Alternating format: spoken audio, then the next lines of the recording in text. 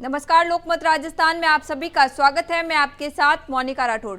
Tariff war के बीच अब America के सुर बदलते नजर आ रहे हैं। भारत और अमेरिका के बीच रिश्तों में एक बार फिर से गर्मजोशी लौटती दिख रही है, क्योंकि दोनों देशों के बीच 10 सालों के लिए एक बड़ा डिफेंस सहयोग समझौता हुआ है। रक्षा मंत्री राजनाथ सिंह ने खुद इसकी जानकारी दी और कहा कि यह समझौता भारत की सुरक्षा क्षमताओं को और मजबूत करेगा।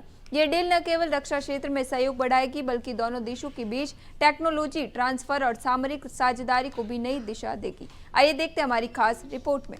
बता दें, टैरिफ वॉर के बीच अमेरिका के सुर अब पूरी तरह से बदल चुके हैं। भारत और अमेरिका के बीच रिश्तों में एक नई गर्मजोशी दिखाई दे रही है।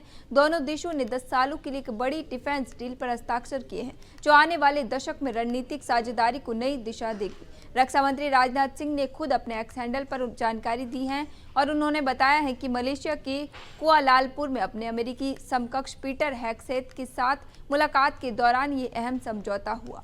राजनाथ सिंह ने कहा, Bharat America major defence partnership के लिए 10 साल की रूपरेखा तैयार की गई है, जो अमेरिका रक्षा सहयोग के एक नए युग की शुरुआत करेगी। यह डील न सिर्फ दोनों देशों के बीच तकनीकी साझेदारी को बढ़ाएगी, बल्कि भारत को अमेरिका से एडवांस डिफेंस टेक्नोलॉजी भी मिल सकती है। राजनाथ सिंह इन दिनों मलेशिया में हैं, जहां उन्होंने कई देशों की रक्षा मंत्रियों से मुलाकात की और आसियान डिफेंस मंत्रियों के सम्मेलन में हिस्सा लिया। इस बैठक का मकसद भारत और दक्षिण पूर्व एशियाई देशों के बीच सुरक्षा सहयोग को मजबूत करना है। वहीं ये भी कहा जा रहा है कि इस समझौते से भारत की रक्षा शक्ति और रणनीतिक स्थिति दोनों को बड़ा बल मिलेगा।